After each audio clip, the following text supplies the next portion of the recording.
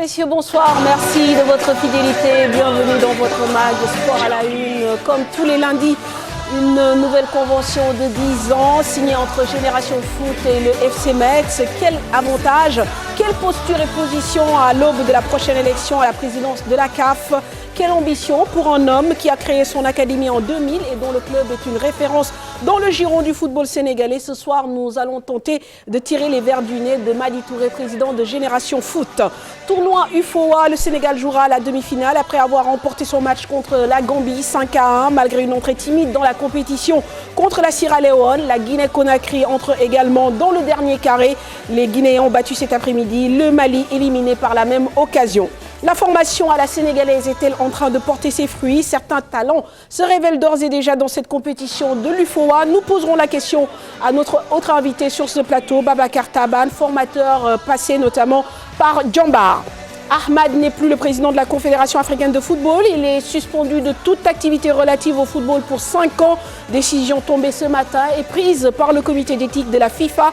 Une instance qui, après avoir enquêté, a jugé le Mauricien coupable d'avoir enfreint plusieurs articles du code d'éthique de la FIFA. Il a été remplacé séance tenante par Constant Omari qui va assurer l'intérim jusqu'à la prochaine AG élective donc de la Confédération africaine de football. Et puis, première fenêtre des éliminatoires de l'Afrobasket pour le Sénégal. Les Lions jouent leur premier match mercredi contre le Kenya. C'est en ordre dispersé que l'équipe est arrivée. Le gros de la troupe devant arriver ce lundi. Boniface Nang et son staff ont tenu une séance avec 3 Lions déjà sur place. Louis Adams, Matargué et Alkani Ndour. Et puis info exclusive, sport à la une. Ngagne de Sagana Diop quitte les Utah Jazz, direction les Houston Rockets où il sera encore coach assistant, mais il aura grandi dans la hiérarchie. Voilà pour le sommaire. Merci de votre fidélité. Bienvenue à tous.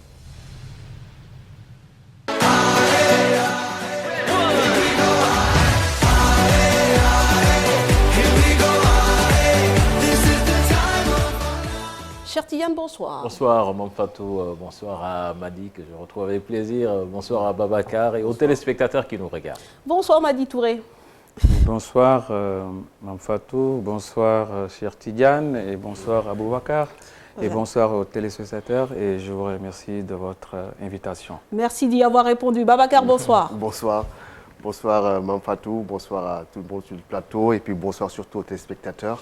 Voilà, j'espère que nous allons passer d'agréables moments en nos compagnies communes. On va commencer avec les éliminatoires de l'Afrobasket 2021 au Rwanda à Kigali avec le Sénégal qui se lance dans la compétition ce mercredi à 15h contre le Kenya. Les Lions sont logés, vous le savez, dans la poule B avec le Kenya, le Mozambique et l'Angola. Alors que l'essentiel du groupe doit arriver ce lundi à Kigali. Boniface Ndong et ses adjoints ont travaillé avec 3 joueurs pour une première séance, notamment Louis Adams, Matargué et Alkali Ndour. D'ailleurs, vous découvrez les images qui nous viennent de Kigali grâce à Morbassignan, notre confrère de record, avec cette équipe nationale qui a essayé tant bien que mal, cher Tidiane, d'avoir une première séance, une séance d'à peu près 1h30. Les Lions doivent entrer en compétition à partir de mercredi. On peut dire que les conditions quand même de regroupement sont très spéciales pour cette fenêtre FIBA. Donc chaotique même, on peut le dire, puisque cette équipe ne va pas s'entraîner. Ouais. Dès que le gros de la troupe va arriver aujourd'hui, après ils vont subir des tests Covid, 24 heures en isolement. Mercredi, ils sont sur le parquet pour jouer.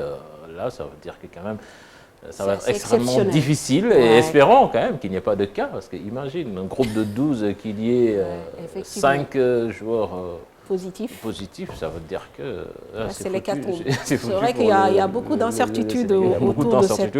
Bon, croisons les doigts et espérons que ça va bien se passer. Voilà, on découvre donc, comme je le disais, ces images. Et donc, en parlant d'ailleurs de forfait, c'est déjà une équipe qui sera amputée d'un de ses cadres, Mohamed Faye, donc blessé, qui a dû déclarer forfait par rapport donc, à cette fenêtre FIBA. Il est remplacé par Amar Silla, un joueur qui évolue en Belgique à Flou Ostend. On aura aussi noté, l'absence des joueurs de la NBA de cette liste finale des 12 joueurs retenus. Et cela s'explique tout simplement par leur indisponibilité avec la reprise des entraînements, notamment pour les équipes NBA. Même Rémi Ndiaye, qui devait étoffer le staff comme analyste vidéo n'a pu être libéré par les Sixers de Philadelphie.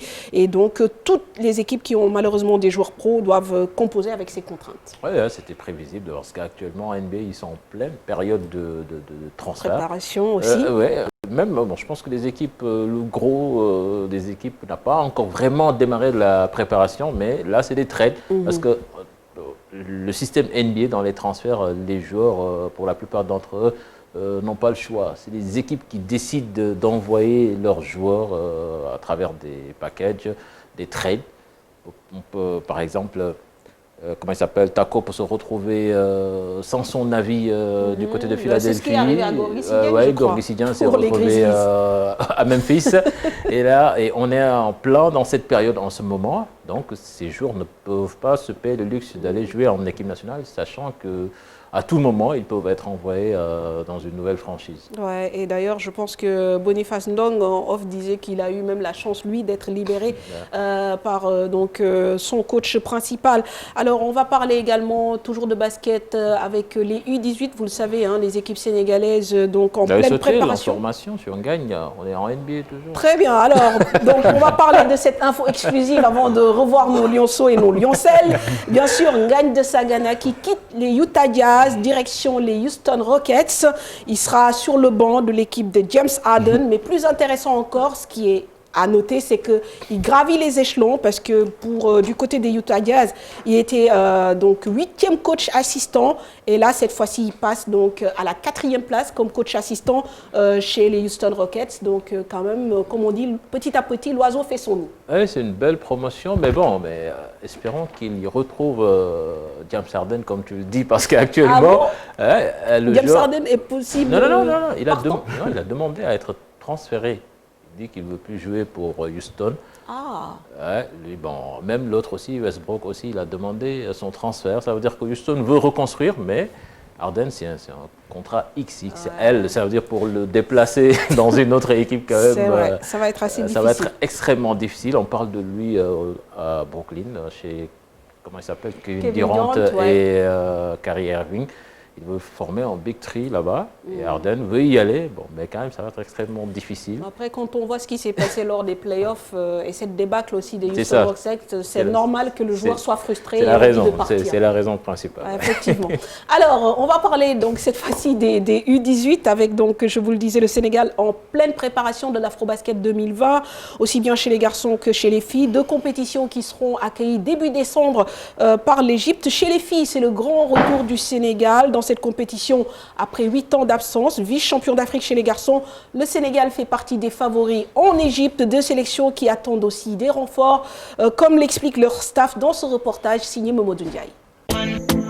Beaucoup de travail physique pour se mettre à niveau, du technico-tactique aussi. Il y a des similitudes dans les séances d'entraînement des sélections U18, garçons et filles.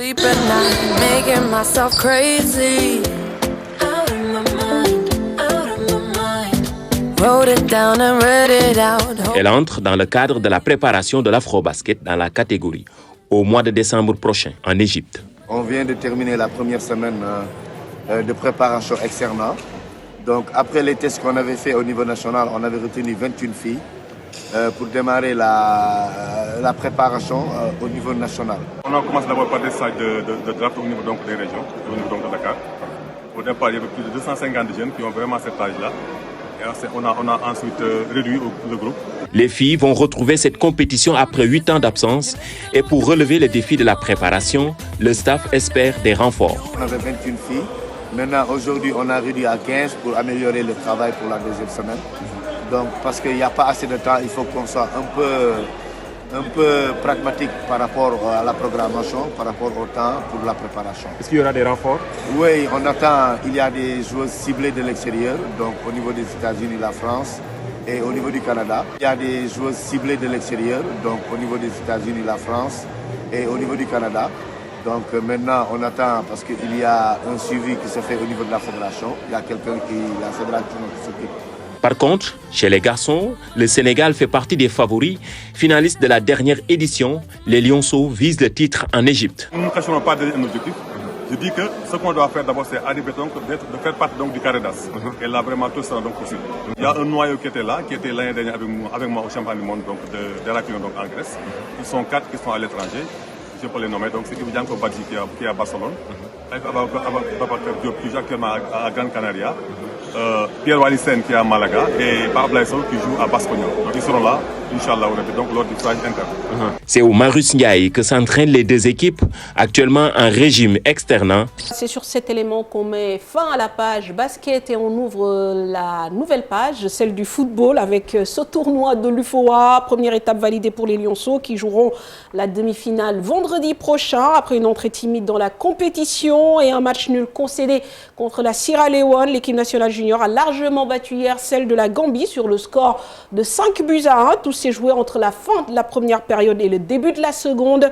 En bon capitaine, John Lopi a assumé son rôle, bien aidé par ses coéquipiers. Retour sur les 2 premières rencontres du Sénégal dans ce tournoi qualificatif à la prochaine CAN Junior.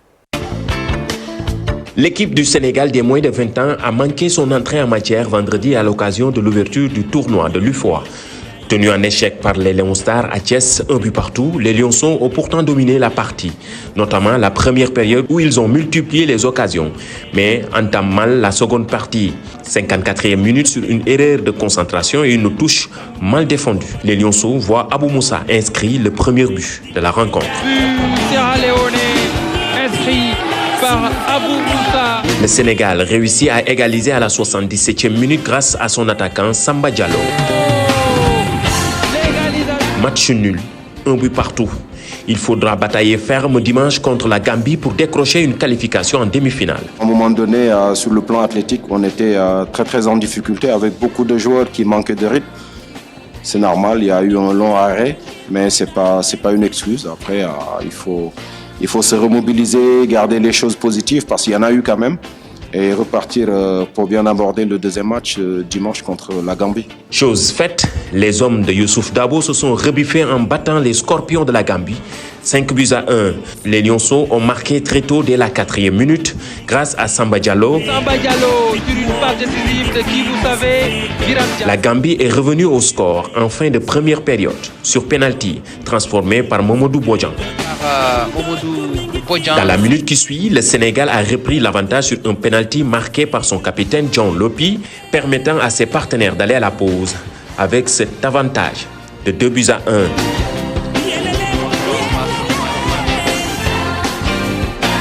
En seconde période, le capitaine du Sénégal, John Lopi, enchaîne d'une frappe sèche à ras de terre.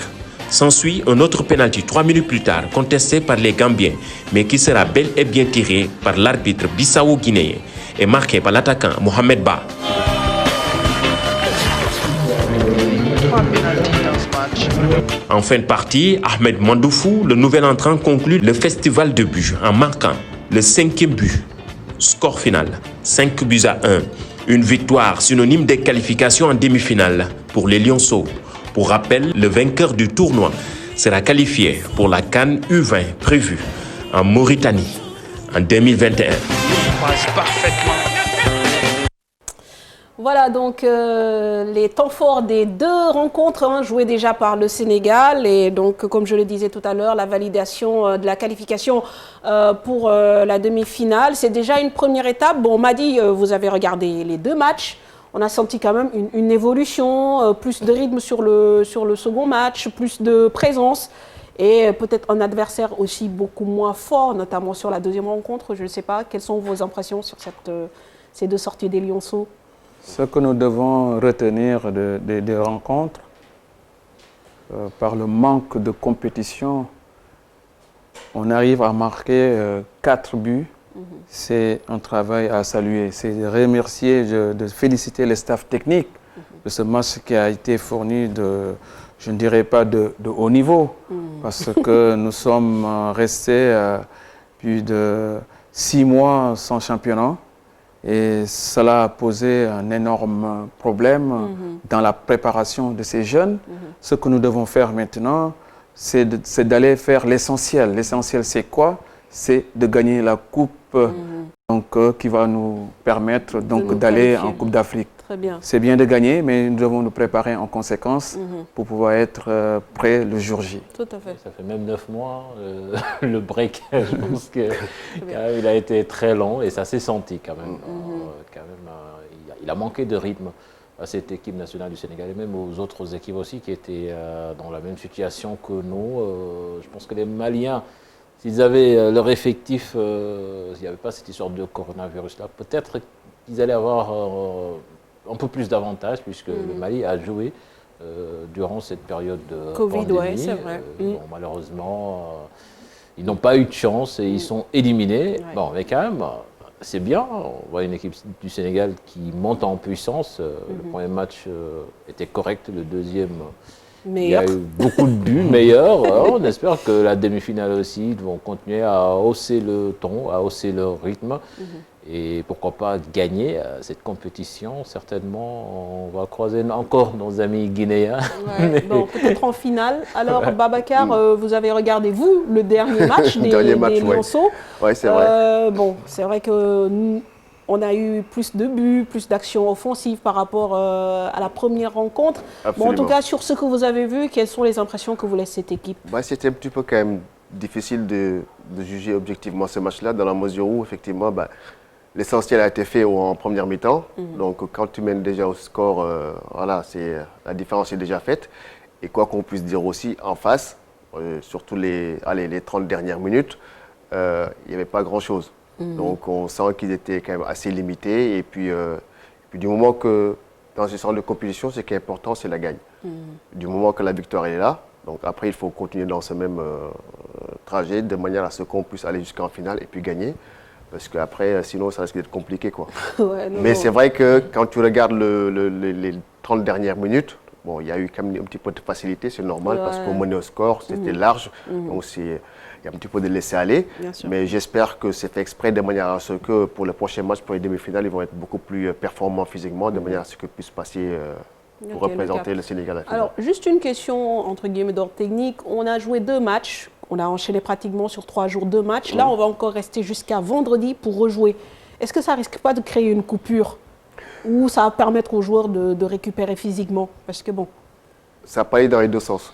C'est-à-dire que ça peut être long parce que si tu enchaînes 2 matchs comme ça, donc je pense que c'est largement le temps. On est lundi, par exemple, pour récupérer jusqu'à vendredi. C'est large, mais bon, après, ça dépendra du rythme qu'ils seront capables de maintenir, par exemple, lors du prochain match. C'est pas évident. C'est-à-dire que quand tu fais 2 matchs de suite comme ça et puis faire une coupure aussi longue et enchaîner sur le 3e match, bon, ça peut être, si tu as un groupe bien fourni, avec un coach déjà, je pense qu'il a une certaine philosophie qui lui permettra de bien préparer ce match-là. Et puis je pense que physiquement, il y a le staff qui est en place de manière à ce que les joueurs soient performants lors du prochain match. C'est une équipe qui est capable quand même de se bonifier, Mali. On a l'impression qu'on peut mettre un peu plus d'application.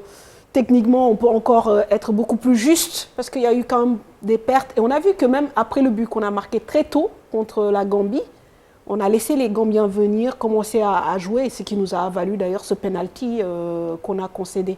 Donc c'est une équipe qui est capable de se bonifier. Oui, à mon humble avis, c'est une équipe qui est capable de se bonifier, mais nous devons aussi, je pense, revoir l'animation offensive. Et pour pouvoir voir l'animation offensive, il faut qu'on essaye de garder plus longtemps le ballon pour pouvoir jouer, parce que aussi, il faut, de loin, j'ai vu qu'aussi l'état de la pelouse ne nous permettait pas d'avoir un bon jeu. Et ça, c'est des paramètres qui rentrent, qu'on peut prendre en considération. Et pour pouvoir jouer un bon football, il faut avoir une belle pelouse. Tout à fait. En tout cas, sur les différentes lignes, Cher, tu as regardé les 2 matchs? Beaucoup plus la deuxième. La rencontre. première partie, je pense que c'était tout juste la première mi-temps. D'accord. Bon, parce qu'il y a certains joueurs qui sont plus ou moins un peu sortis du lot, notamment celui qui a marqué les 2 buts, le double buteur Samba Diallo. Il y a aussi le gardien Boubacar Fall qui est très expressif, qui n'hésite pas à aller chercher les ballons. Et puis il y a un jeune aussi que moi personnellement j'ai remarqué, et je ne suis pas apparemment la seule, c'est Mamadou Lamine Camara qui est au milieu de terrain, qui joue numéro 6 et qui a beaucoup aussi séduit de par sa technicité. Donc ce sont des joueurs qu'on suivra. Maintenant, au niveau de Génération Foot, on fera quand même une remarque, Madi, avant de passer à l'information concernant le tournoi de l'IFOA. On ne voit qu'un seul joueur dans cette équipe du U20 qui vient de Génération Foot. Il s'agit du défenseur Cheikh Omar Ndiaye. Êtes-vous en train de perdre en qualité non, c'est pas qu'on est en train de perdre en qualité, mais bon, ça c'est le choix de l'entraîneur qui a choisi ses hommes. Nous ne pouvons pas intervenir dans la sélection des jeunes. Nous avons un seul joueur, Cheikh Omar, à la demande de la Fédération sénégalaise de football pour récupérer Pape Matar Sarr. Le fait est que ça ne rentre pas en mire de la compétition FIFA. Matar n'a pas pu venir en sélection. Mais bon, je suis convaincu que Youssou Dabo a choisi les meilleurs joueurs du moment. Tout à fait. Puisqu'il est dans le groupe de performance de Metz, je pense que c'était pas facile de le libérer, parce que souvent il est dans le groupe professionnel. Je pense qu'il y a d'autres joueurs. Diagne, je ne pense pas qu'il ait dépassé les 20 ans. Est-ce qu'il n'a pas dépassé? Non, je ne suis pas sûre, je ne sais pas. Non, je ne pense pas, mais lui aussi il joue FC Serra. Je pense que ce ne serait pas facile de le libérer pour ces matchs-là. De toute façon, en tout cas, on pense que quand même, c'est un grenier, puisque c'est un grenier normalement. Bon, en tout cas, on a parlé de locomotive du football sénégalais. Donc, bon, si on voit qu'un seul joueur qui vient de ce club, on se pose des questions, on ouvre la pause. Mais bon, ce n'est pas le plus important, évidemment. Le plus important, il y a le gardien aussi qui est parti du côté de Metz, certainement, qui allait faire partie du groupe. Bon, alors, on va parler aussi du Mali, hein, parce que Charles l'a souligné il y a quelques minutes, le Mali qui a joué son premier match dans ce tournoi après avoir perdu sur tapis vert le premier contre la Guinée-Bissau. Et cet après-midi, les Aiglons se sont inclinés devant la Guinée-Conakry, 3-1. Les Guinéens qui, à l'occasion, valident leur ticket pour les demi-finales après une première victoire samedi contre la Mauritanie. Et ils éliminent par la même occasion le Mali qui est quand même champion en titre, hein, sur le continent, qui a remporté le dernier championnat junior, donc, et qui ne sera pas de la partie, tout simplement parce qu'il y a eu aussi un gros couac, une grosse partie de la délégation malienne pour qui il a été détecté des Covid-19, le coronavirus, et ils ont été obligés donc de déclarer forfait sur le premier match. Ils ont renvoyé d'autres joueurs aujourd'hui qui ont remplacé ceux qui étaient forfaits. Et il y a eu 8 nouveaux joueurs dans ce groupe. Malheureusement, je pense qu'avec le laps de temps qui leur était imparti, il était difficile de produire du jeu. Et donc, le Mali a joué et perdu. Et aujourd'hui, donc, c'est la Guinée qui est en pole position donc, pour accéder en demi-finale. Alors, cela aussi nous permet, Babacar, de parler de la formation de nos jeunes. Parce qu'aujourd'hui, on voit beaucoup de joueurs sénégalais un peu éparpillés sur le continent et même dans le monde. Aujourd'hui, qu'est-ce qui fait la réussite, d'après vous, de la formation sénégalaise? Il faut dire une chose quand même qui est assez importante, c'est-à-dire que c'est un pays de football, le Sénégal. Ici, les gens adorent le football. Quand tu pars dans toutes les rues, tu les vois en train de jouer, taper dans le ballon. Donc, il suffit qu'ils aient une petite structure bien organisée, qu'ils commencent à s'entraîner et puis qu'ils se rendent compte qu'effectivement, c'est bien organisé. Il n'y a pas de raison qu'ils ne réussissent pas. C'est-à-dire que derrière, ils sont tellement motivés que souvent, parce que je pense que quand tu vois un petit peu le nombre de Sénégalais qui jouent, par exemple, je parle de la France, je crois que c'est le pays le plus représenté en France, les extra-communautaires. Okay. Donc, ils sont à tous les secteurs. Il y a des Sénégalais partout. Ça veut dire que, quoi qu'on puisse dire, on ne peut pas dire que notre formation est bidon. Parce que si tel était le cas, il ne serait pas à ce niveau-là. Okay. Donc, il faut féliciter quand même le travail qui est fait ici, sur place, et mettre en avant aussi les coachs qui travaillent pour la réussite de ces joueurs-là. Parce que souvent, comme on en parlait tout à l'heure, on ne met pas en avant aussi le travail des coachs qui sont dans les petites catégories, qui font quand même les fondamentaux, qui permettent à ces garçons-là de pouvoir franchir des paliers naturellement et puis pouvoir jouer au top niveau. Donc je pense qu'actuellement, ce qu'on fait au niveau de la formation, c'est quand même pas mal. Et puis la preuve en est que quand tu regardes les différentes structures qui sont mises en place, les académies, je pense que du moment qu'on va arriver à mieux structurer avec un staff bien fourni, il n'y a pas de raison que nos garçons ne puissent pas continuer à franchir des paliers, parce que les qualités sont là. Alors, par rapport justement à cette formation, est-ce qu'aujourd'hui, des exemples comme Génération Foot, Djambar, sont des tremplins aussi pour ces joueurs? Parce qu'au-delà aussi de la formation, il y a une exposition qui est assez intéressante. Une exposition, pardon. Non, mais comme j'ai dit, que ce soit pour Génération Foot ou Djambar, des choses comme ça, c'est un tremplin. C'est-à-dire que entre aller dans une structure comme Génération Foot, Djambar ou Dakar Sélection, effectivement, il y a des séances d'entraînement qui sont définies, il y a des coachs qui sont là pour mettre en place une programmation. Effectivement, ça leur permet de découvrir pas mal de choses. Ils sont curieux d'apprendre, les garçons, les jeunes Sénégalais. Donc, dès que tu le mets dans des structures comme ça, et puis un coach qui est compétent, qui est capable de leur apporter de la valeur ajoutée, tout de suite, ils progressent, ils franchissent des paliers. Et donc, souvent, quand ils vont en Europe pour faire des essais, mais la plupart du temps, ils les gardent. Ce n'est pas parce qu'ils viennent de Génération Foot, de Djambar ou dans une autre académie, comme Galaxy Foot, qui est en train de faire aussi du bon boulot. Je dis, derrière, s'ils sont pris en Europe, c'est qu'ils sont compétents. Donc, ça veut dire qu'il y a un travail en amont qui est fait ici qu'il faut respecter. Mais c'est que dans ce genre de structure aussi, on retrouve souvent, je sais pas, c'est un peu hybride parce qu'on voit des jeunes qui sont formés dès le bas âge et à côté des jeunes garçons qui se sont déjà développés en tant que footballeurs et qui viennent dans ces centres de formation. Donc, comment essayer d'allier cela pour que la mayonnaise puisse prendre? C'est vrai. Tu peux te poser la question, s'il te plaît, parce que j'ai un petit peu bugué là. Je dis qu'il y a des jeunes qu'on forme, par exemple Génération Foot, à des promotions 100% Génération Foot. Des jeunes qui sont arrivés là-bas à l'âge de 12, 13 ans. Et de l'autre côté, il y a des jeunes qui viennent, qui sont des joueurs déjà accomplis, même si ce n'est pas dans des clubs, mais des footballeurs qui ont 16, 17, 18. Et comment essayer de rattraper ce gap, surtout entre ces deux catégories? Après, ça dépend. C'est-à-dire que tu peux avoir des jeunes à partir de 12-13 ans, leur donner les bases du football. Un autre jeune, en plus vieux, comme tu dis, de 16 ou 17 ans, qui n'a pas été dans la même structure. Qui n'a pas été formaté ou quoi? Qui n'a été pas formaté, mais c'est que ça dépend des individus, ça diffère. C'est-à-dire que ce ne sont pas les mêmes personnes. Aujourd'hui, je peux prendre un joueur comme Madi, qui a 3 ou 4 ans de plus que le jeune que j'ai eu là, qui a été formé depuis le bas âge ici. Il n'a pas eu cette formation-là, mais il a cette faculté d'apprendre beaucoup plus vite que les autres, qui font que peut-être qu'il partira avant que les autres. Donc tout est discutable suivant les profils et puis les caractéristiques du joueur. Alors j'ai une petite question, comparaison n'est pas raison, mais aujourd'hui par exemple au Sénégal, quand on regarde les petites catégories, que ce soit dans les équipes nationales, on voit qu'il y a beaucoup de joueurs qui viennent donc de ces académies, de ces écoles de foot, etc. etc.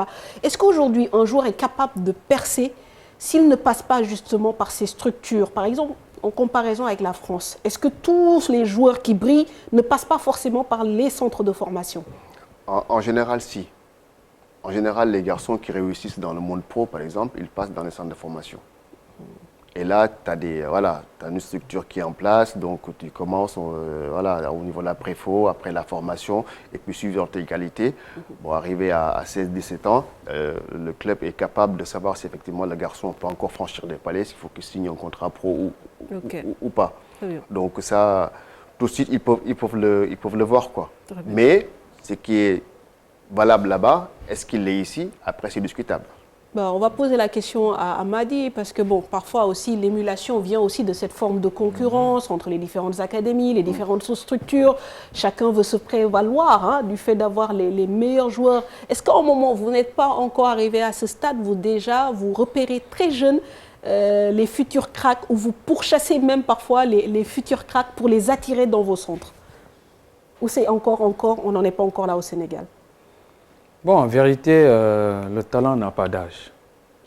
Je voudrais aussi dire à Boubacar, il y a certains joueurs qui ne sont pas passés par des centres de formation en France qui ont réussi. Je donne un exemple, Ribéry, qui vient de Boulogne, que j'avais supervisé à supervisé, excusez-moi, auparavant, en national. Et je suis allé voir Jean Fernandez pour lui dire que j'ai vu un phénomène.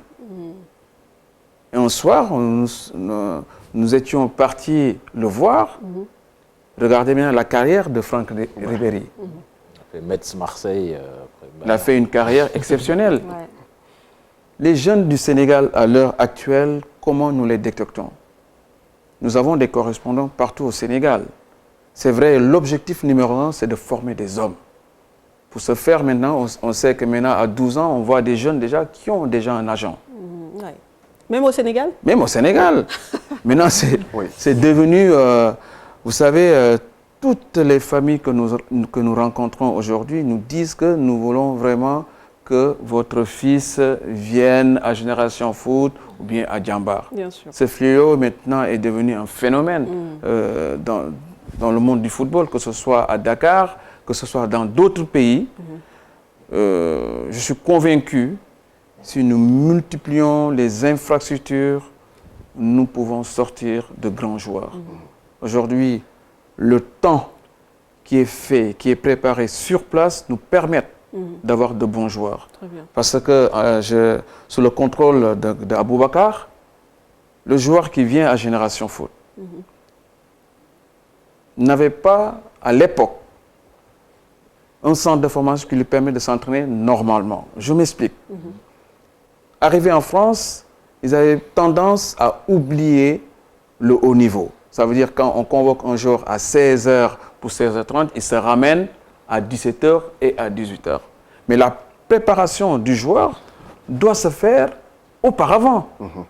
Quand on dit aux joueurs la préparation sur place à Génération Foot 16h pour 16h30, nous les avons inculqués des valeurs sûres de se préparer avant de venir dans le terrain. La préparation, c'est de se préparer en conséquence, se faire masser, aller en salle de musculation, se réchauffer. Quand le coach les demande d'arriver dans le terrain à 16h30, le joueur est prêt. Je vais vous raconter une anecdote de Mamadou Niang que j'ai rencontré. Ancien joueur de Marseille? Ancien joueur de Marseille hier, qui me disait que Raoul, qui a 36 ans, vient 1 heure avant l'entraînement et reste 1 heure après l'entraînement. Pour vous dire, le haut niveau nécessite actuellement beaucoup de sacrifices. Et nos joueurs aujourd'hui, les problèmes qu'ils rencontrent, c'est un problème de mental. Donc nous devons, dans la préparation, les inculquer le mental. C'est le mental qui fait la différence maintenant. Avoir le mental et avoir du caractère. Très bien. Alors, justement, Madi, vous avez pris des joueurs très très jeunes dans ce centre et qui montent cadet, junior jusqu'à senior, et des joueurs qui viennent pour jouer directement senior. Est-ce qu'il y a une différence entre ces deux types de joueurs dans une même organisation? Cher Tidiane, il y a une très grosse différence. Nous l'avons senti l'année dernière. Nous avons pensé, nous tous, qu'en allant chercher des joueurs ailleurs, on allait avoir une bonne équipe. Je ne dis pas que les joueurs ne sont pas bons, mais la qualité de jeu que nous avons eue auparavant, par les joueurs formés à Génération Foot durant 4-5 ans, n'est pas pareil avec un joueur qui arrive comme ça à Génération Foot. Parce que ils sont pas, je ne dis pas qu'ils ne sont pas bons, mais ils ne sont pas bien formés pour qu'ils puissent nous apporter ce que nous attendions. La greffe ne prend pas aussi facilement. Alors, très bien. Alors, très rapidement, on va terminer sur ce sujet de formation. Est-ce que le Sénégal est parti pour être le pôle du football ouest-africain d'ici 25 ans, pratiquement une génération? Comme ça a été le cas, comme je le dis souvent, pour le Nigeria, qui à un moment donné portait le football africain, le Ghana aussi. Aujourd'hui, avec les structures, l'expérience que nous gagnons à travers nos académies, la participation de nos équipes nationales dans les compétitions, est-ce que nous sommes partis pour régner, en tout cas en termes de qualité, de production de joueurs sur ce football africain pendant des années?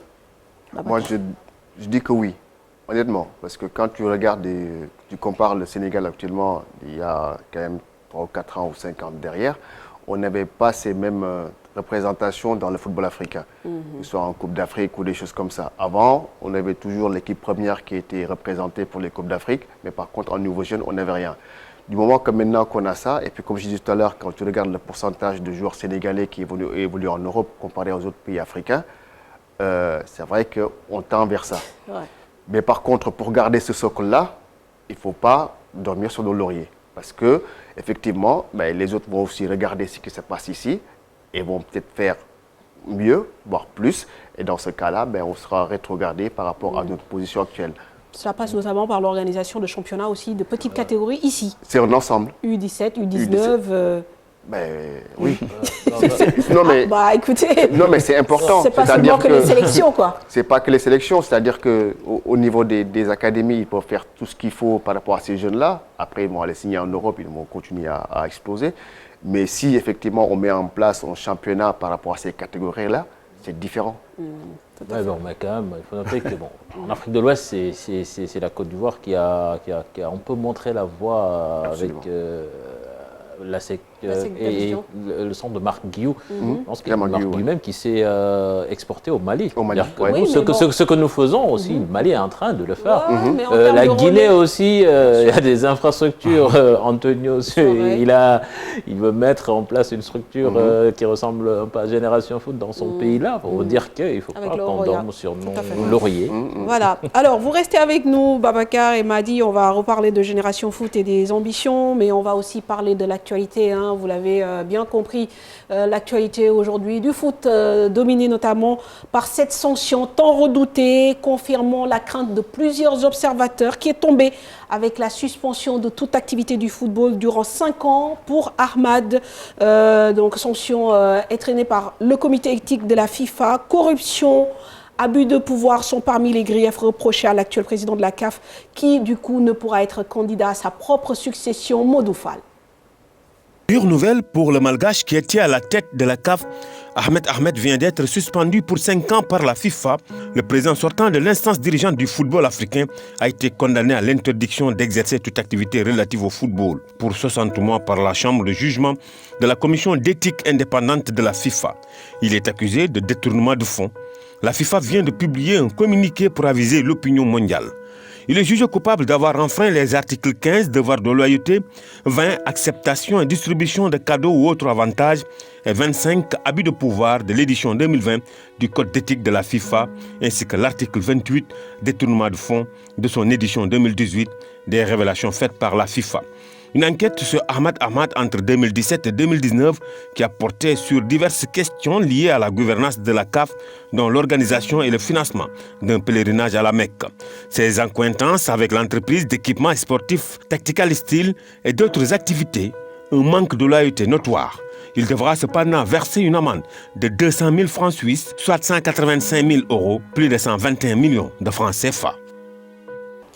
Voilà, résumé, les griefs édictés à l'encontre de Ahmad, qui n'est plus du coup le président de la CAF, puisque dans la foulée de cette sanction, la CAF a sorti un communiqué, décidé de proroger l'intérim de Constant Omari, qui sera donc le président par intérim de cette confédération. Alors, Madi, on peut parler d'une fin quand même en queue de poisson, parce qu'on se souvient, nous, tous les observateurs, de l'élection d'Ahmad, on parlait d'un changement d'air, on parlait pratiquement c'était une révolution, c'était un coup de tonnerre, parce que personne ne s'y attendait. Et au bout de 4 ans à peine, il sort aussi par la petite porte. Ah oui. Est-ce que vous êtes surpris par cette décision ou vous vous y attendiez? Bon, en vérité, je dirais que c'est dommage pour le football africain. Absolument.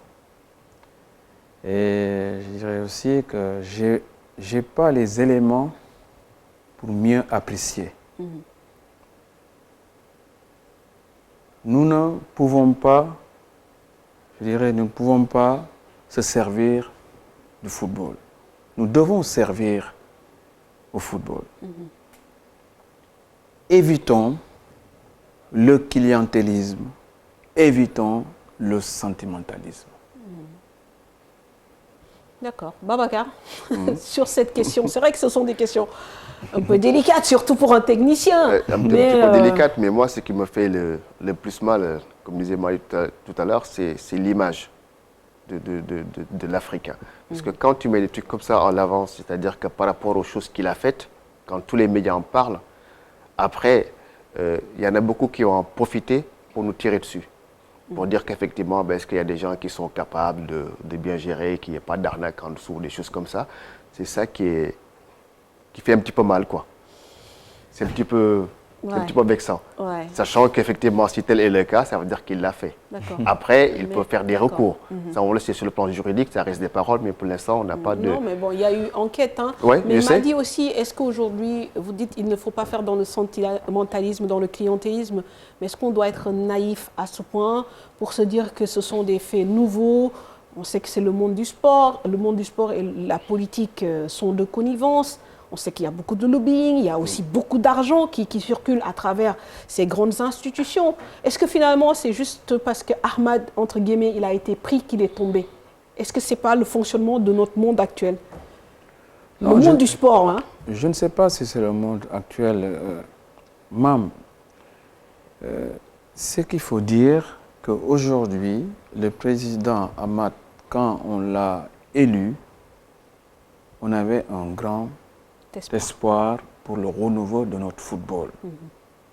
Cela n'a pas été le cas. Donc, c'est pour cela que j'ai dit que pour pouvoir apprécier, il faut que je puisse avoir les éléments. Ce n'est pas le cas. Je ne peux pas me permettre de dire des choses que je ne maîtrise pas. Quand je parle de clientélisme, parce qu'il y a un fait. Maintenant, est-ce que le président Ahmad a fait ce jugement? C'est à lui de démontrer au monde entier qu'il n'a pas fait. Qu'il n'a rien fait. Parce que le comité a tranché. Maintenant, cher, là, sur ce point aussi, peut-être... moi je pense que... Bon, Madi a raison, parce que là, on ne peut pas quand même... On ne sait pas ce qu'il y a dans le dossier, on ne sait pas s'il y a eu corruption. Ils ont quand même énuméré des points, ils ont parlé du financement d'un pèlerinage, ils ont parlé, je veux dire, de l'octroi d'un marché à une société, donc sans, entre guillemets, appel d'offres.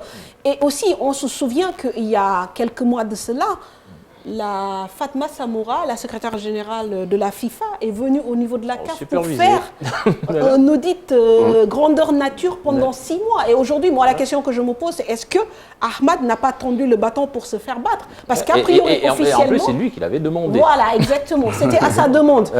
Et au bout de 6 mois, c'est vrai qu'ils n'ont pas voulu renouveler cette demande d'audit. Et finalement, quelques mois après, il est, entre guillemets, il tombe.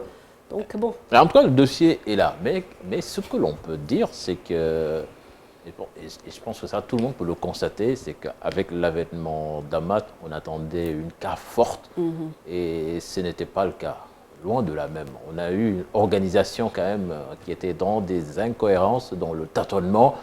On ne sait plus quand est-ce que la Coupe d'Afrique va se jouer. Avec quel nombre d'équipes? Avec combien d'équipes avec un cahier des charges qui change. Mais quand même, il y a tellement d'incohérences, des éliminatoires, une Coupe du Monde, je ne sais pas. Quand même, on ne sait plus à quel sens se vouer. Des gens l'ont défendu, des gens ont attaqué ici, et ces gens qui attaquaient se sont fait descendre. Mais là, aujourd'hui, l'histoire nous donne raison que Ahmad, quand même, n'était pas capable de diriger cette institution. Et aujourd'hui, il est parti. Bon, il y a une élection qui va se tenir le 15 mars prochain. Et là, un des nôtres est candidat. La question est... On en parle avec Madi, mais auparavant, on fera une toute petite parenthèse aussi pour parler évidemment de la disparition, parce que c'est là aussi le foot africain qui est touché de plein fouet avec la disparition de Sidi Diallo, qui est le président de la FIFA. Je ne sais pas si Madi, vous le connaissiez ou pas. Oui, je le connais. Voilà, remporté bien sûr par le coronavirus. Il n'avait que 61 ans. Et puis aussi, il y a eu l'ancien vice-président de la CAF et président d'honneur de la CAF aussi, le général Seyi Memen, donc dirigeant togolais, deux personnalités, grosses personnalités du foot africain qui sont décédées le même jour. Et donc voilà, ça a été deux coups qui ont porté quand même beaucoup de morale, un coup au moral, pardon, au foot africain. Alors justement, Madi, maintenant la question que bien sûr qui se pose, c'est avec bien sûr cette défection, en tout cas ce renvoi dans les cordes d'Ahmad, les candidatures qui se sont multipliées, on s'en doutait un peu. Et celle qui nous concerne en premier lieu, c'est bien sûr la candidature de Maître Augustin Senghor, président de la Fédération sénégalaise de football. Quelle est la position de Madi Touré par rapport à cette candidature? Moi, la position de Madi Touré est très claire. Je l'ai dit haut et fort. C'est plus la personne d'Augustin qu'on doit soutenir, mais c'est Augustin, l'enfant, je dirais, national du Sénégal. Et nous avons décidé de soutenir Maître Augustin Senghor. Le fait qu'il soit le président de la Fédération sénégalaise de football, le milieu où j'évolue depuis 40 années, c'est évident, c'est normal et naturel. Nous avons des relations particulières, Augustin et moi. Je dirais aussi, tout Sénégalais qui veut hisser haut le drapeau national, Madi Touré sera à ses côtés et répondra toujours présent. Okay. Très bien.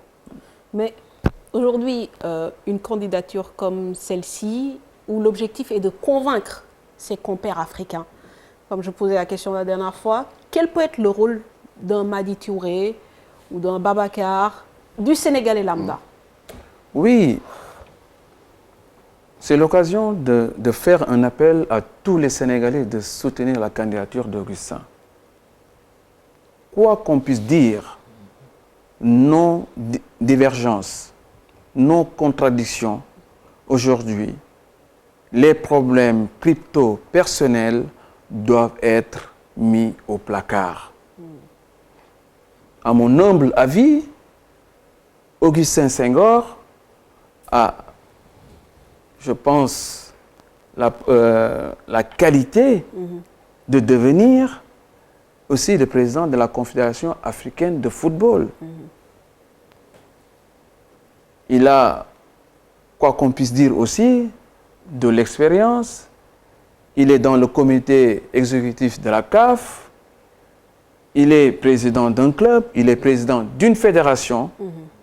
Et à mon humble avis aussi, ce n'est pas une personne qui est manipulable. Voilà, donc comme a dit, vous savez, ici au Sénégal, bon, on le sait, on est Sénégalais, on ne va pas prêcher des convaincus. Nous sommes tous derrière Maître Augustin Senghor. Mais comment vous pouvez l'aider à engranger des voix par vos réseaux, notamment en Afrique?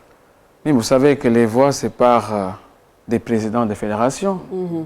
Avec toutes mes relations que j'ai pu avoir avec d'autres fédérations, je me mettrai en avant pour le soutenir, mais je ne serai pas le seul. Il y en a d'autres présidents aussi, quoi qu'on puisse dire aujourd'hui. Augustin doit avoir aussi d'autres avals des autres présidents. S'il s'est positionné pour se représenter à la succession d'Ahmad, il a peut-être ses raisons. Maintenant, rentrer dans le contexte de sa candidature, je ne peux pas l'évoquer, mais en tant que Sénégalais, en tant qu'un bon citoyen, c'est mon devoir de le soutenir jusqu'à l'élection de la Confédération africaine de football. En tout cas, si on vous entend bien, il a un profil adapté, c'est le bon profil pour être président de la CAF. Oui, c'est un bon profil pour l'Afrique. Oui, tout à fait. Babacar, vous avez envie de réagir sur cette question? Plus ou moins. Plus ou moins dans la mesure où, effectivement, si un compatriote sénégalais se présente pour être président de la CAF, on ne peut que le soutenir. Il ne faut pas dire le contraire. Après, je ne pense pas qu'il a déposé sa candidature par hasard. Donc il a peut-être des garanties derrière, sur lesquelles il n'y a que lui qui est habilité pour pouvoir y répondre. Et puis demain, si il est élu, ce sera une fierté pour le Sénégal. Et espérons que dans la foulée aussi, que le travail soit très très performant, qu'il n'y aurait pas de déception par rapport à l'ancien qui a eu des soucis par rapport à ça. Et c'est ça qui est important. Tout à fait. Qu'on ne puisse pas ternir l'image du Sénégal. C'est important. Vous avez raison, Babacar. Voilà un discours aussi très franc. Alors, parlons justement de Madi Touré, parce que si aujourd'hui on parle d'une voix autorisée qui est celle de Augustin Senghor et un profil adéquat pour représenter le Sénégal à la plus haute instance du football africain, on peut aussi se poser des questions par rapport au président de Génération Foot qui, depuis 2000, a créé une académie. Vous avez dit que vous êtes dans le football depuis 40 ans. Donc, je pense que vous avez été affilié avec Génération Foot en 2003. Vous avez commencé à jouer en 2004. Vous êtes une voix autorisée dans ce football sénégalais. Mais la question que j'ai envie de vous poser, est-ce que vous devez rester une voix autorisée qui travaille à la périphérie? Est-ce que vous avez d'autres ambitions? Est-ce qu'aujourd'hui, Madi Touré se projette dans les instances de décision du football sénégalais? En vérité, je suis en réflexion avec mon staff. Le moment venu, Mam, je vous le dis ici, je viendrai déclarer ma candidature. Pour l'instant, je suis en réflexion. Voilà. D'accord, mais qu'est-ce qui pourrait faire pencher la balance? Pourquoi vous êtes en réflexion? Pourquoi vous n'y allez pas? Pourquoi pas aujourd'hui ni ce soir pour la déclaration?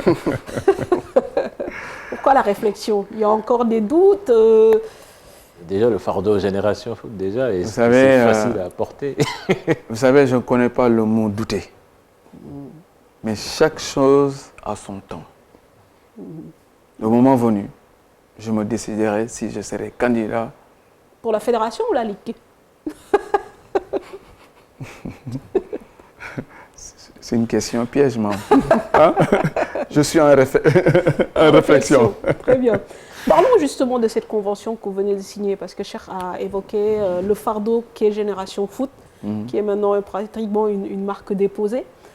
Cette nouvelle convention, je pense que vous avez négocié pendant de longs moments et finalement vous avez quand même signé pour encore 10 nouvelles années de collaboration.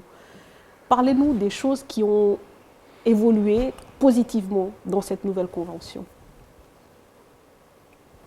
Je reviens de Metz avec notre partenaire historique et stratégique.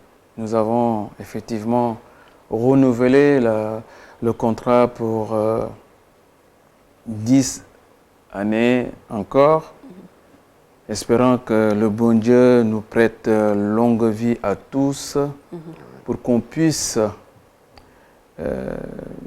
vivre la réalité de notre rêve. Et pourquoi déjà 10 ans? 10 ans, c'est beaucoup. Hein. Vous savez, cher, nous sommes partis avec une table et 2 ballons. Génération Foot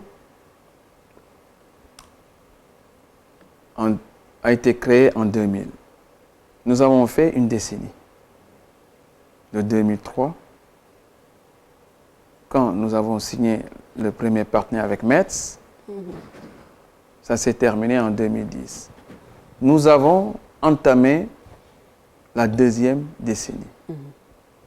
C'était plus judicieux d'aller encore pour une décennie. Une autre décennie. Pour vous dire, aujourd'hui, nous avons opté pour continuer dans nous voulons continuer à travailler dans la continuité. Si nous prenons aujourd'hui Génération Foot d'hier, Génération Foot d'aujourd'hui et Génération Foot de demain, un rêve qui est inscrit dans une date, décliné, décomposé en plusieurs objectifs, devient automatiquement une réalité. Nous avons des objectifs. L'objectif minimum, l'objectif cible, l'objectif maximum. Pour vous dire aujourd'hui, quand nous parlons de nos objectifs, Cela explique aujourd'hui l'objectif minimum, c'est de conserver notre titre de champion. D'accord, ça c'est sur le plan sportif. Mais avant ça, il faut répondre à la question de Mame Fatou. Qu'est-ce qui a changé par rapport à la première convention? Parce que là, Oui, la première convention, ce qui a changé aussi, il y a beaucoup de choses, comme toute chose. On s'est rendu compte, Bernard Serin et moi, que la convention était obsolète. Il y a eu des modifications, ça a pris du temps. Même le président d'honneur, c'est Youssou N'Dour, est rentré dans les négociations. Et vous étiez quand même beaucoup courtisé par d'autres clubs aussi, faut-il le dire? Oui, ça c'est la raison de la gloire. Si nous regardons aujourd'hui sur l'aspect financier, je n'aurais jamais renouvelé la convention. Mais dans la vie, comme j'ai toujours dit, j'ai toujours eu la mémoire et la reconnaissance indéfinie. C'est cela qui nous a permis aujourd'hui de renouveler. Aujourd'hui, Madi Touré ne va plus tout seul. Nous avons formé une équipe. Chaque personne est informée du jardinier jusqu'au sommet. Nous avons toujours travaillé ensemble. Nous avons toujours travaillé en équipe. Qui parle de football, parle de collectif. Tout seul, je ne pourrais pas y arriver. Alors, à titre d'exemple, lors de la première convention, Metz avait les droits exclusifs sur les meilleurs joueurs de Génération Foot. Est-ce que ça tient toujours ou que Génération Foot a la possibilité, par exemple, de vendre son meilleur produit à un autre club? Non, ce n'est pas le produit de vendre à un autre club. Nous avons changé la convention. La convention est une convention aujourd'hui universelle, je dis convention équitable. Ce qui a changé, qui me tenait à cœur, je peux vous le dire, toutes les écoles de football qui sont au Sénégal.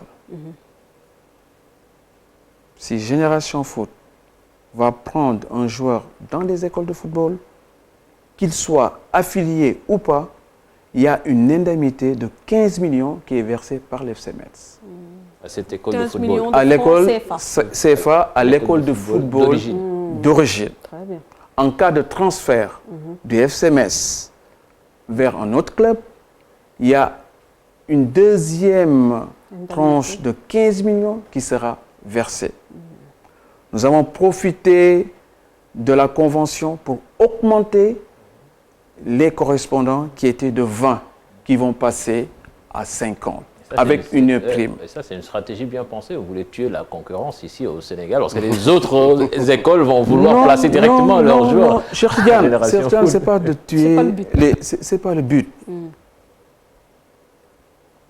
Nous voulons partager la part de gâteau. Tout le monde sait qu'il y a une manne financière importante dans le football. Génération Foot, c'est l'occasion de le dire. Qu'est-ce que Génération Foot a permis? Je ne parle pas du football sénégalais, de l'économie du Sénégal.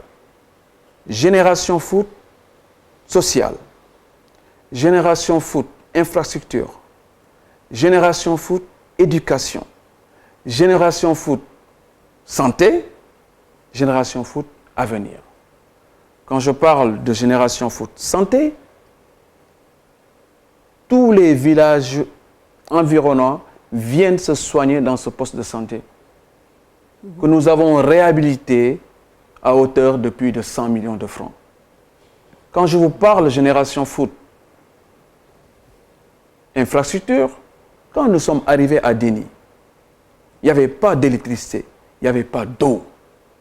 Nous avons mis la main dans la poche. Et aujourd'hui, qui en bénéficie? C'est le village. Quand je vous parle Génération Foot sociale, nous avons 250 personnes que nous payons tous les mois, qui travaillent. C'est le village de Déni Biramdao. Quand je parle Génération Foot, lycée. D'éducation, nous avons érigé un lycée. Pour vous dire, qui oublie ce que Génération Foot a fait, se prépare à être oublié. Mais personne n'oublie, on l'a preuve, on en parle. Mais je vous l'ai dit. Oui. Mais dans cette convention, c'est vrai qu'il y a ce point très très important dont vous avez parlé, hein, la rétribution au niveau des écoles de foot. Et là, peut-être j'aimerais faire réagir un peu Babacar. C'est quand même un point assez important, parce que souvent on a vu des conflits, surtout avec des joueurs devenus professionnels, ici au Sénégal, dont les écoles de foot se plaignaient de n'avoir aucune retombée financière.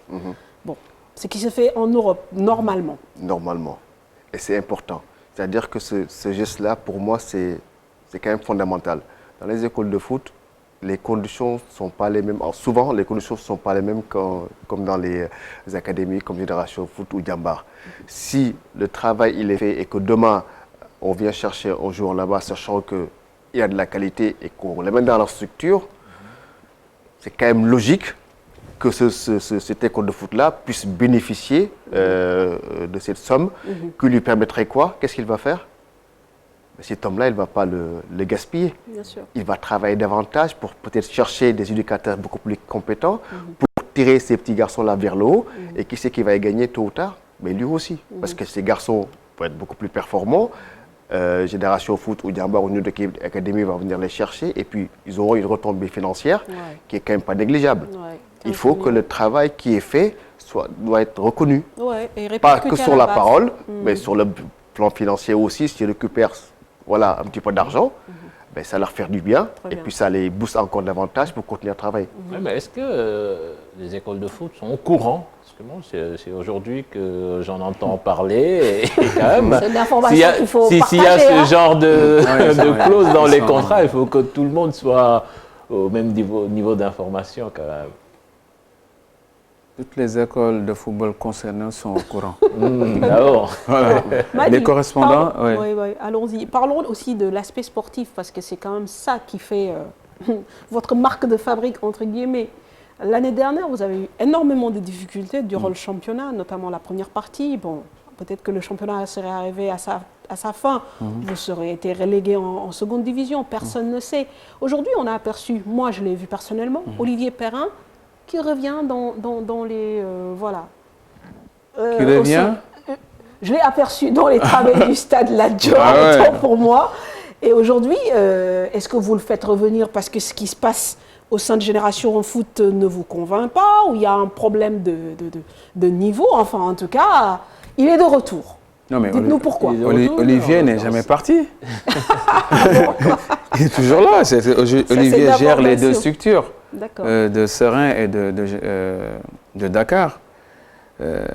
Qu'est-ce qui explique aujourd'hui notre bilan négatif? Cela s'explique. Nous avons fait 2 préparations. L'une pour la Ligue des Champions, l'autre pour le championnat. Nous avons été éliminés face aux Amalek. Cela a été une grosse déception. Parce que nous étions persuadés de la qualification en phase de poule. Cela se rajoute l'élimination en Coupe CAF contre les Esaïe. Contre l'équipe béninoise. L'équipe béninoise, ça a été encore une catastrophe pour Génération Foot. C'est vrai. Cela est dû par le manque de, je dirais, de la non... comment je perds le fil des mots, de mettre les championnats... D'accord, la non-uniformisation des calendriers. Des calendriers, cela nous a posé un problème. Les joueurs étaient moralement abattus sur le contrôle d'un technicien carbonisé. Pour dire vrai, pour notre part, ça a été vraiment une saison noire, une saison à oublier.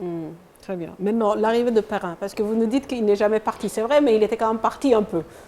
Il est revenu. Bon, il est revenu. Bon, rien n'a changé. Vous gardez le même staff cette année? Rien n'a changé. On garde le même staff. Nous sommes en train de bien travailler pour remettre les choses en place. Mais c'est pas cela qui a manqué. Je vous dis que nous avons fait 2 préparations. À cause de la crise de la pandémie, on a arrêté le championnat. Mais nous étions en train de revenir à notre meilleur niveau. Malheureusement, le championnat a été arrêté. On aurait dû avoir aussi la chance de gagner la Coupe du Sénégal. On était encore en course. Même si aujourd'hui on constate que nous avons fait un bilan négatif, le fait est que certains joueurs sont partis. Nous n'avons pas eu la possibilité de les garder. Ça nous a permis aussi d'aller chercher des jeunes joueurs.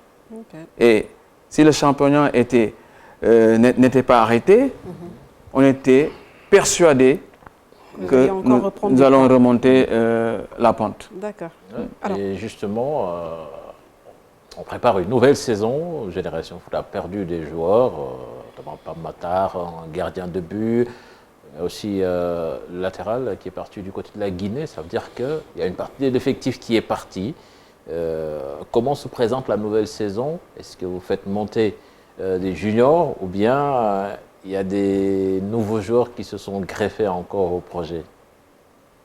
Oui, mais vous savez, nous avons plus de 130 joueurs. Nous n'allons pas mettre la charrue. C'est ça, c'est 130. Nous sont ceux qui peuvent performer en Liga. Nous n'allons pas mettre la charrue avant les bœufs. Nous avons l'année prochaine, nous aurons une équipe compétitive et très jeune. Très jeune, donc ça veut dire que c'est une équipe junior pratiquement. Junior mélangé avec un peu de joueurs d'expérience. Nous devons chaque année écrire, chaque joueur doit pouvoir écrire sa propre page d'histoire. Nous allons nous préparer en conséquence pour être compétitifs cette année. Selon mes informations, à un moment donné, vous étiez dans la sous-région. Est-ce qu'il y a vous avez trouvé des... Nous n'avons plus besoin d'aller sous la sous-région. Nous avons la tonne et le quintal de bons joueurs. Nous pouvons recruter au Sénégal, nous pouvons former nos joueurs.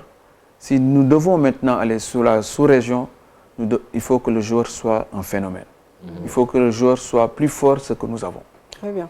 Alors, Président, vous restez avec nous parce que je vous titillerai forcément sur aussi le continent, la représentation de Génération Foot dans le continent. Aujourd'hui, vous devez franchir un palier forcément pour être un grand d'Afrique. Peut-être qu'au Sénégal, vous êtes en train de vous imposer, mais en Afrique, pas encore de phase de qualification en poule. Et ça aussi, ça fait partie des taches noires. Mais vous me permettrez aussi de vous montrer l'Assemblée générale du Stade de Mbour, où donc El Hadj Amadou Di Aswad a été élu à l'unanimité pour diriger donc le club. Normal, il était le seul candidat en lice. En effet, la semaine dernière, Moussa Mbaye a décidé de retirer sa candidature, dénonçant un manque de transparence dans le processus électoral. Aswad, élu donc à main levée, se fixe de grosses ambitions cette saison, remporter le championnat, les Coupes du Sénégal et de la Ligue.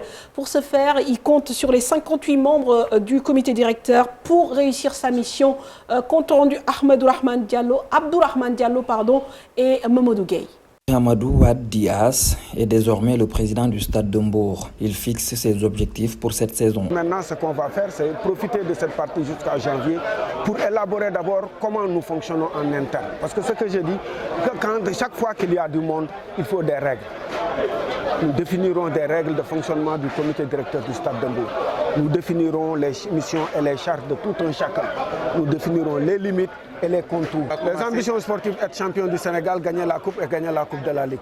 Le Stade de Mbour a élargi son comité directeur. Ils sont au nombre de 58. L'ancien président du club est membre de ce comité. J'ai voulu témoigner devant toute l'assistance de mon accompagnement perpétuel et sans inconditionnel à sa personne, à sa présidence et au Stade de Mbour.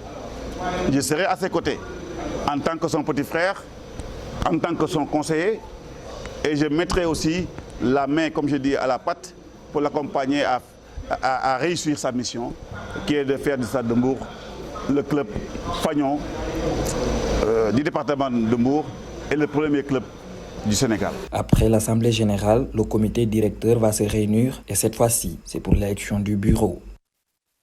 Voilà, Madi Touré parlait de sport et de collectif. Moi, j'ai envie de dire aussi sport et solidarité vont de pair, aussi bien sur le terrain qu'en dehors. Et cela, Khalilou Fadiga l'a tellement bien compris que depuis plusieurs années, il s'implique et soutient l'association My Medina School, cette association qui distribue chaque année des fournitures scolaires aux enfants défavorisés, des dons répartis entre différentes écoles. Cette année, MMS a distribué près de 25 000 cahiers et 20 000 stylos à 12 écoles réparties entre Dakar, Niakhar et Ziguinchor. My Medina School qui a pu compter d'ailleurs sur le soutien de grands sportifs ou d'anciens sportifs, notamment Ngagne de Sagana Diop dont on parlait tout à l'heure, mais aussi Khalilou Fadiga que je vous propose de regarder, d'écouter sur l'importance de l'éducation pour le futur de nos jeunes.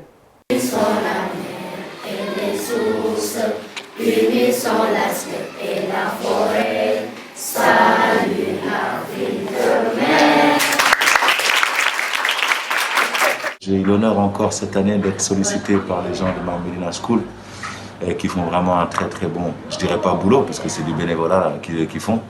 Donc vraiment extraordinaire la mentalité, le cœur que ces gens ont. Et puis moi voilà, par rapport à l'éducation, je trouve que chaque enfant doit être éduqué.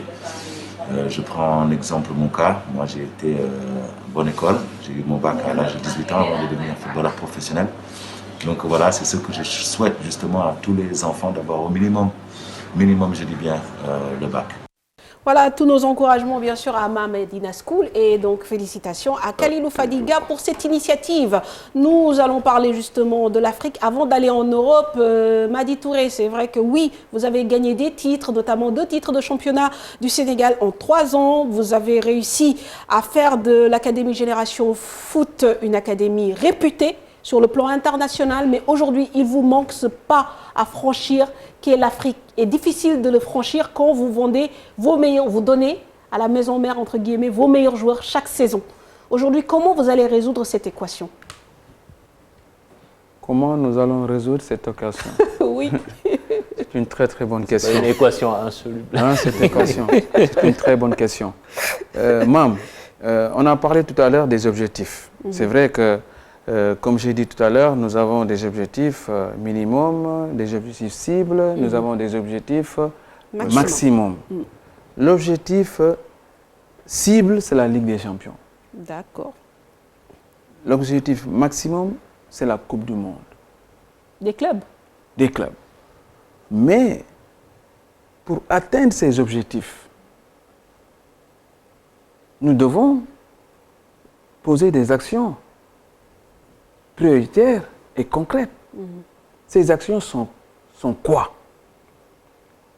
Nous devons augmenter la capacité de l'estade de Déni Biram Ndao, augmenter la capacité de l'hébergement que nous appelons trèfle.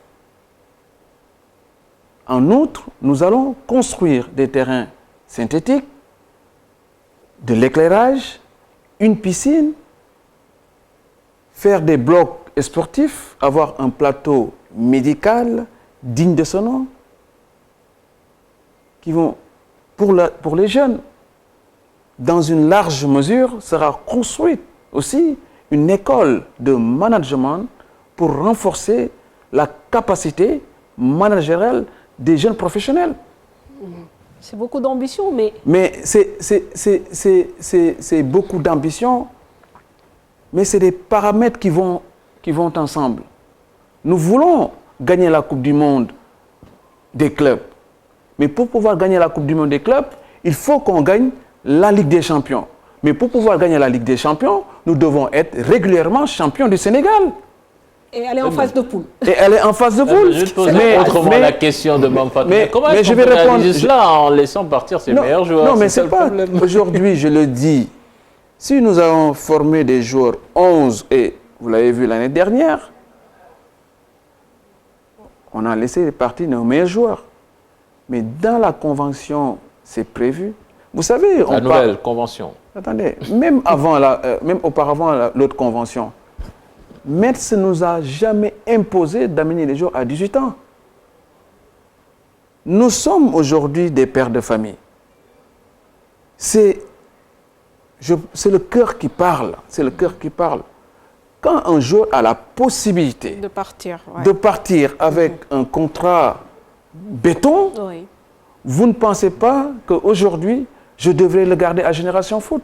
Je donne le cas de Pape Matar Sarr. Aujourd'hui, il était à Génération Foot. Mais quand il y a eu la proposition de Barcelone, ce n'est pas par les agents. J'ai eu personnellement les dirigeants de Barcelone. La première proposition qui est tombée sur ma table, c'est 5 millions d'euros. C'est 3 milliards 200 millions. Avec Kluivert. Avec Kluivert. Le fait d'avoir la mémoire et la reconnaissance, c'était plus judicieux de notre part de faire partir au Metz. De faire partir Pape Matar au Metz.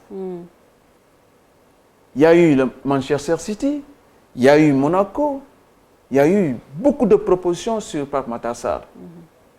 Mais aujourd'hui, nous avons eu raison.